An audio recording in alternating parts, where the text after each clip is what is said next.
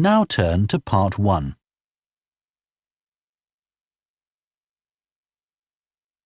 Part 1.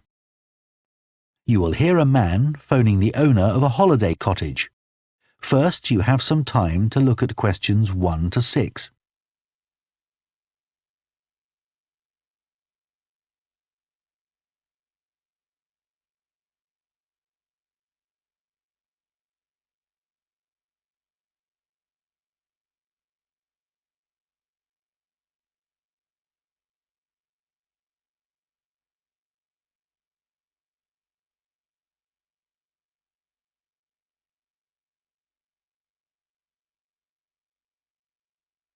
Now listen carefully and answer questions 1 to 6.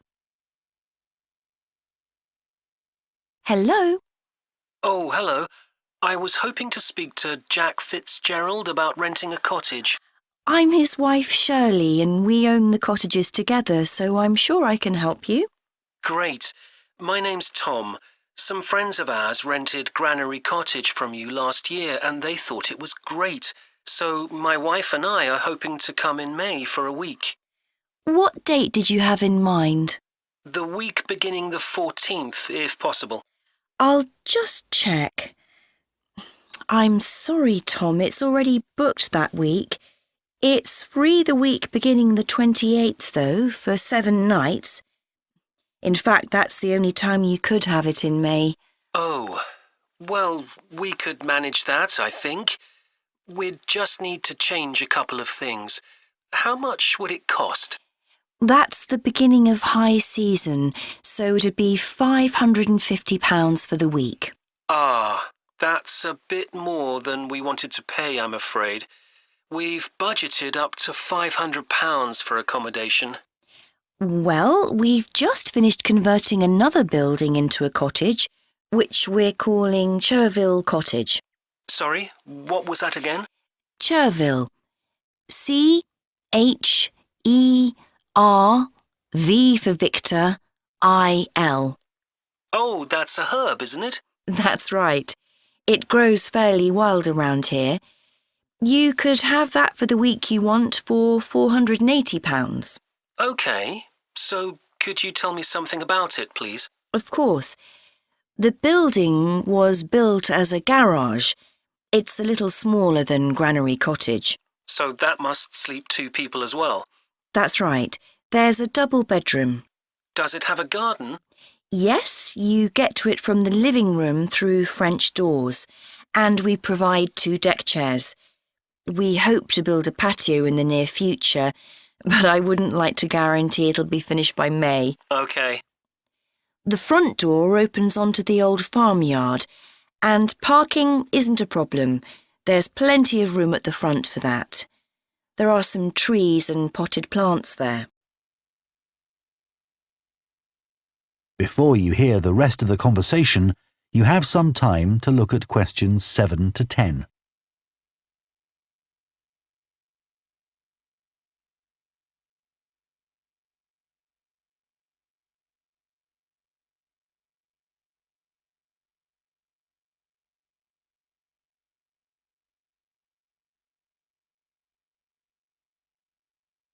Now listen and answer questions 7 to 10. What about facilities in the cottage? It has standard things like a cooker and fridge, I presume. In the kitchen area, there's a fridge freezer, and we've just put in an electric cooker. Is there a washing machine? Yes, there's also a TV in the living room, which plays DVDs too. The bathroom is too small for a bath, so there's a shower instead. I think a lot of people prefer that nowadays anyway. It's more environmentally friendly, isn't it? Unless you spend half the day in it. Exactly. What about heating? It sometimes gets quite cool at that time of year. There's central heating, and if you want to light a fire, there's a stove. We can provide all the wood you need for it. It smells so much nicer than coal, and it makes the room very cosy.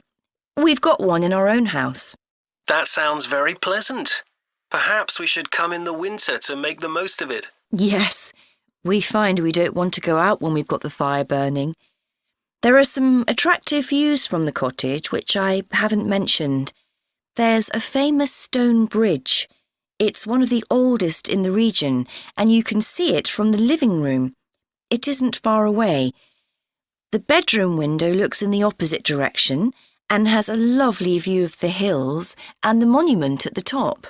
Well, that all sounds perfect. I'd like to book it, please. Would you want a deposit? Yes, we ask for 30% to secure your booking, so that'll be £144. And when would you like the rest of the money? You're coming in May, so the last day of March, please. Fine. Excellent. Could I just take your details so that I can... That is the end of part 1. You now have half a minute to check your answers to part 1.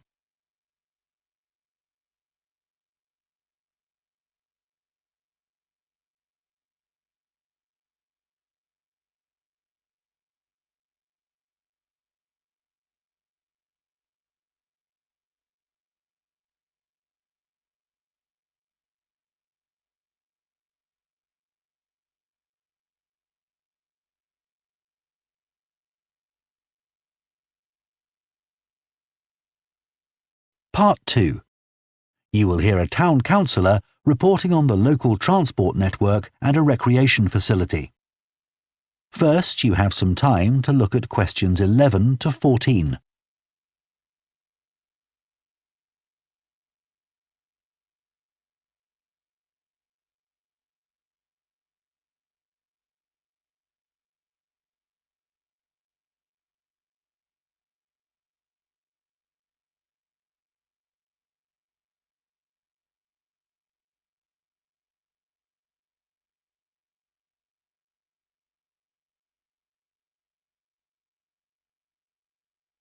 Now listen carefully and answer questions 11 to 14.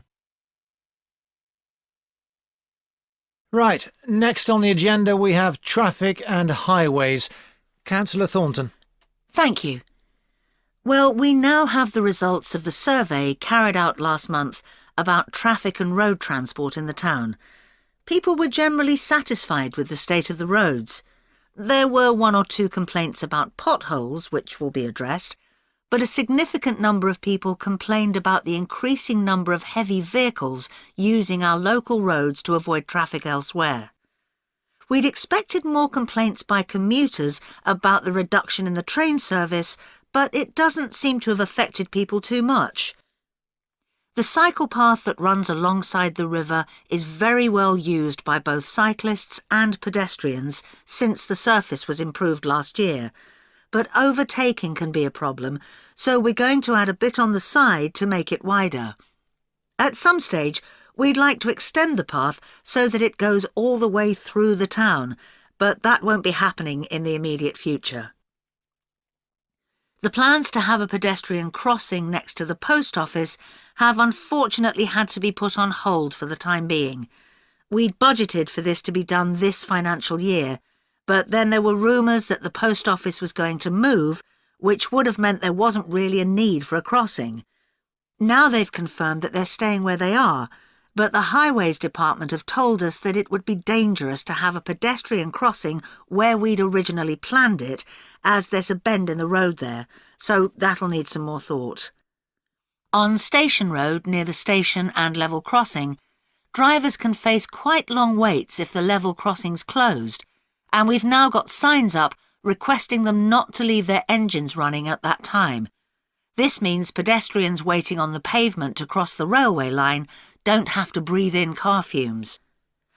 We've had some problems with cyclists leaving their bikes chained to the railings outside the ticket office, but the station has agreed to provide bike racks there. Before you hear the rest of the talk, you have some time to look at questions 15 to 20.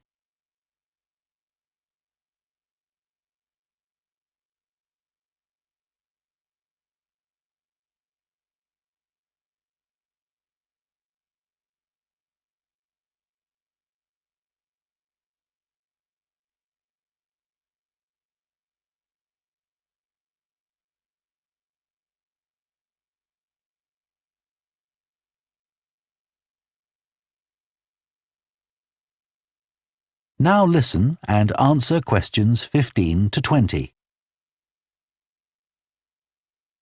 So next on the agenda is proposals for improvements to the recreation ground. Councillor Thornton again.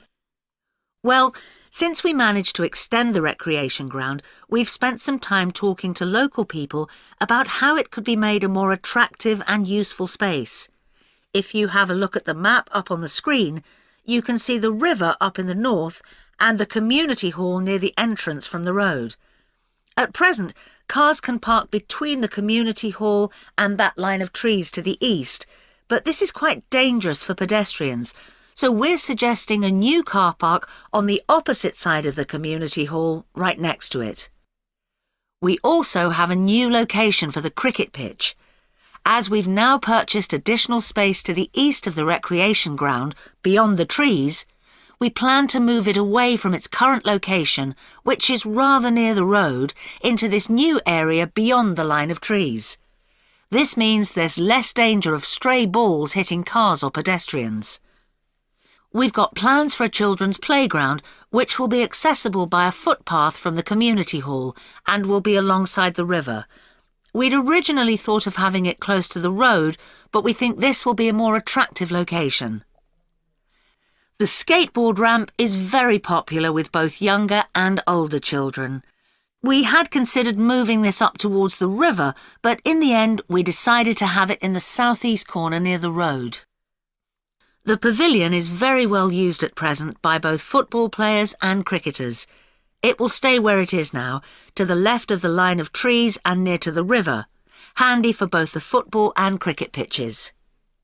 And finally, we'll be getting a new notice board for local information, and that will be directly on people's right as they go from the road into the recreation ground. That is the end of Part 2. You now have half a minute to check your answers to Part 2.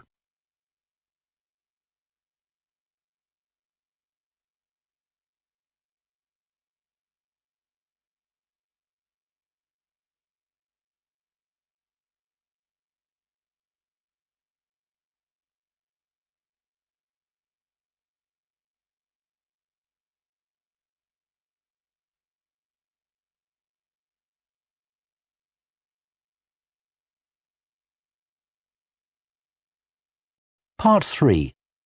You will hear two urban planning students discussing bike-sharing schemes in different cities.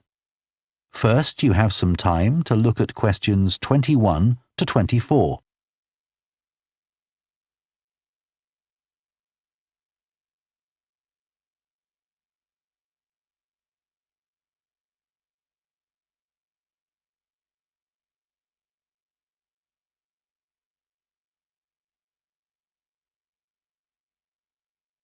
Now listen carefully and answer questions 21 to 24.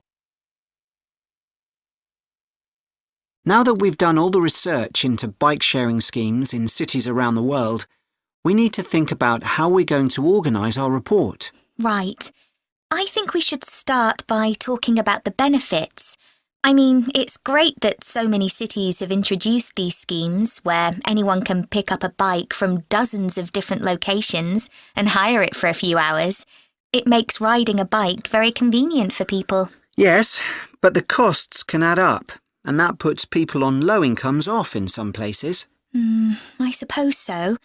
But if it means more people in general are cycling rather than driving, then because they're increasing the amount of physical activity they do, it's good for their health. OK, but isn't that of less importance? I mean, doesn't the impact of reduced emissions on air pollution have a more significant effect on people's health? Certainly in some cities, bike sharing has made a big contribution to that, and also helped to cut the number of cars on the road significantly. Which is the main point. Exactly. But I'd say it's had less of an impact on noise pollution because there are still loads of buses and lorries around. Right. Shall we quickly discuss the recommendations we're going to make? In order to ensure bike-sharing schemes are successful? Yes. OK. Well, while I think it's nice to have really state-of-the-art bikes with things like GPS, I wouldn't say they're absolutely necessary.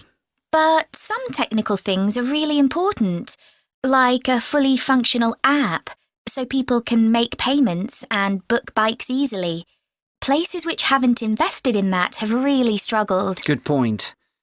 Some people say there shouldn't be competing companies offering separate bike-sharing schemes, but in some really big cities, competition's beneficial. And anyway, one company might not be able to manage the whole thing. Right. Deciding how much to invest is a big question. Cities which have opened loads of new bike lanes at the same time as introducing bike-sharing schemes have generally been more successful. But there are examples of successful schemes where this hasn't happened.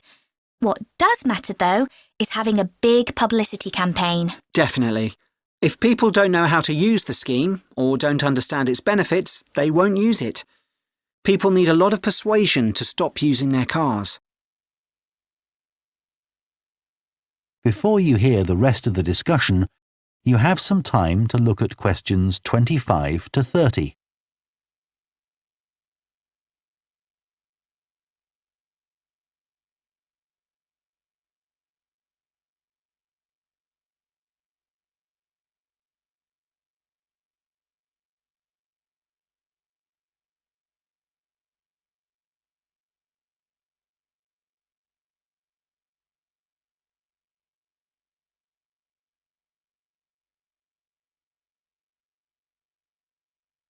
Now listen and answer questions 25 to 30.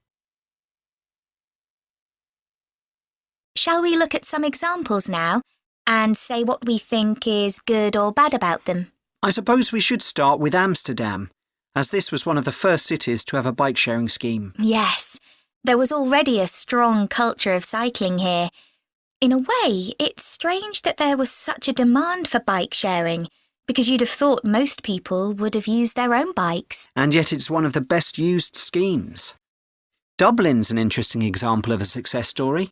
It must be because the public transport system's quite limited. Not really. There's no underground, but there are trams and a good bus network. I'd say price has a lot to do with it. It's one of the cheapest schemes in Europe to join. But the buses are really slow. Anyway, the weather certainly can't be a factor. No, definitely not. The London scheme's been quite successful. Yes, it's been a really good thing for the city. The bikes are popular and the whole system is well maintained, but it isn't expanding quickly enough. Basically, not enough's been spent on increasing the number of cycle lanes. Hopefully that'll change. Yes. Now, what about outside Europe? Well, bike-sharing schemes have taken off in places like Buenos Aires. They built a huge network of cycle lanes to support the introduction of the scheme there, didn't they? It attracted huge numbers of cyclists where previously there were hardly any. An example of good planning. Absolutely. New York is a good example of how not to introduce a scheme. When they launched it, it was more than 10 times the price of most other schemes. More than it costs to take a taxi. Crazy. I think the organisers lacked vision and ambition there. I think so too. Sydney would be a good example to use. I would have expected it to have grown pretty quickly here. Yes. I can't quite work out why it hasn't been an instant success like some of the others. It's a shame, really. I know. OK, so now we've thought about all those... That is the end of part 3. You now have half a minute to check your answers to part 3.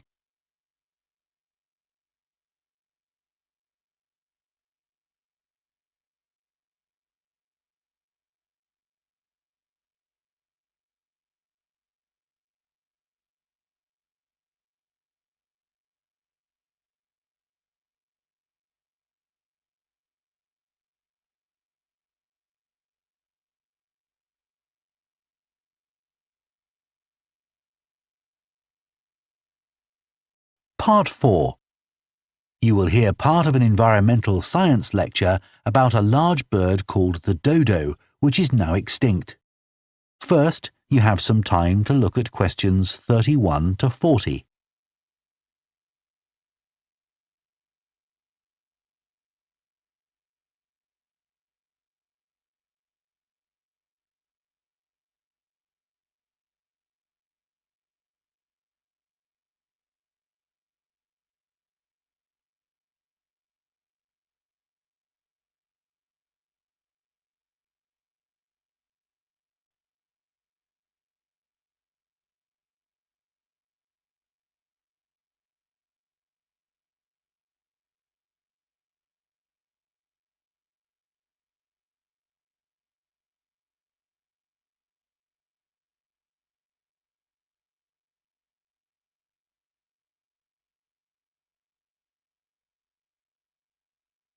Now listen carefully and answer questions 31 to 40. One of the most famous cases of extinction is that of a bird known as the dodo.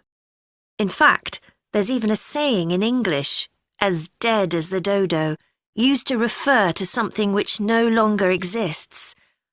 But for many centuries, the dodo was alive and well, although it could only be found in one place, the island of Mauritius in the Indian Ocean.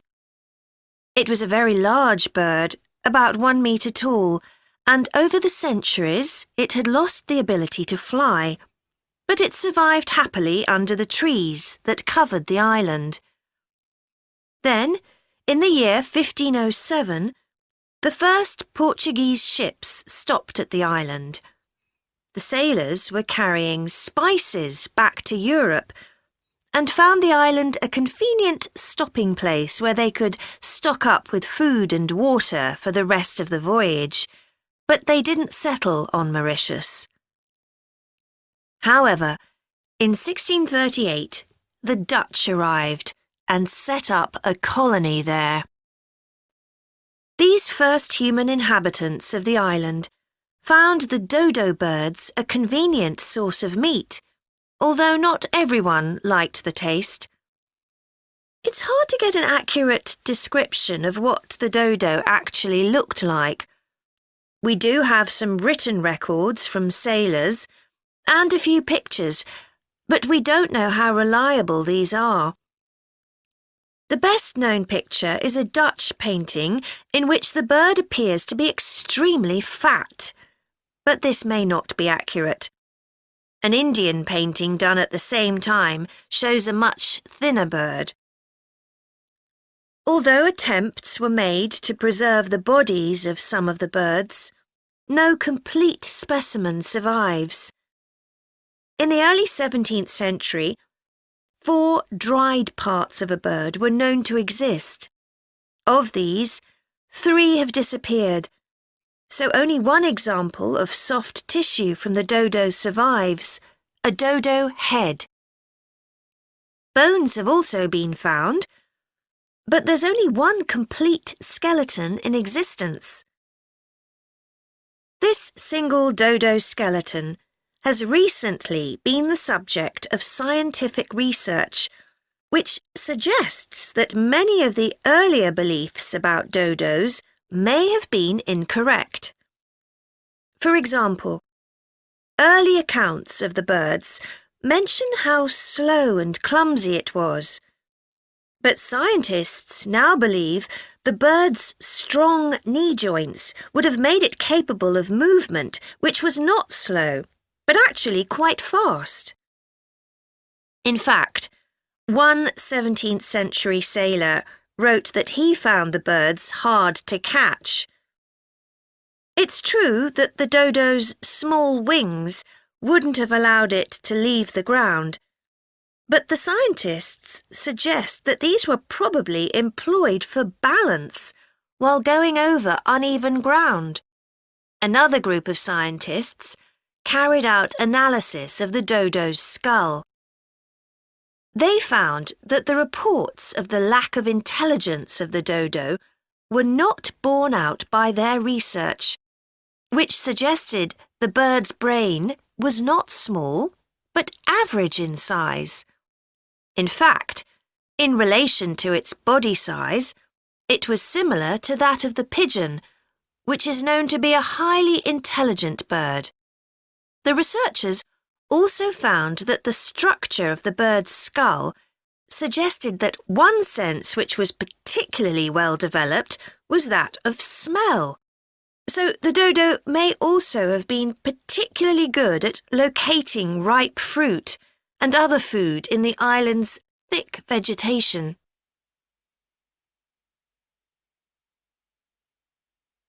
So it looks as if the dodo was better able to survive and defend itself than was originally believed.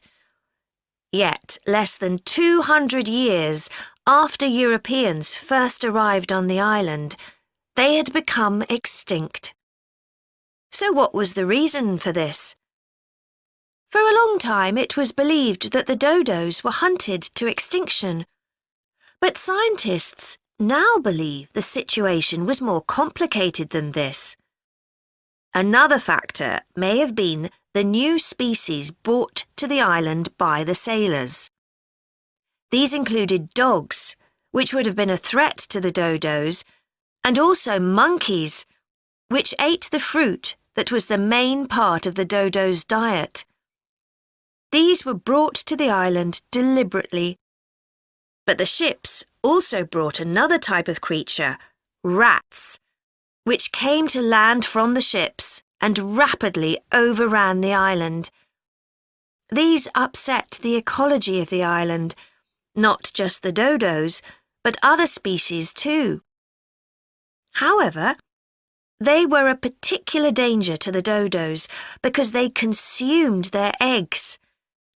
And since each dodo only laid one at a time, this probably had a devastating effect on populations. However, we now think that probably the main cause of the bird's extinction was not the introduction of non-native species, but the introduction of agriculture. This meant that the forest that had once covered all the island and that had provided a perfect home for the dodo was cut down so that crops such as sugar could be grown. So, although the dodo had survived for thousands of years, suddenly it was gone. That is the end of Part 4. You now have 1 minute to check your answers to Part 4.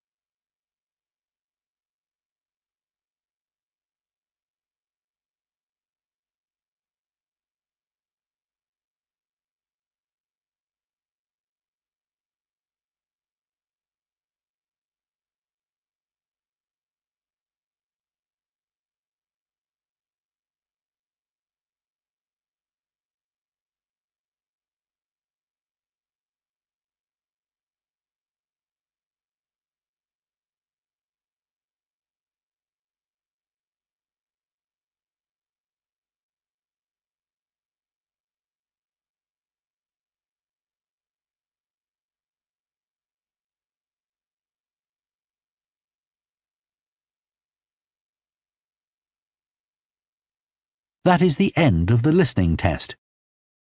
In the Ielts test, you would now have 10 minutes to transfer your answers to the answer sheet.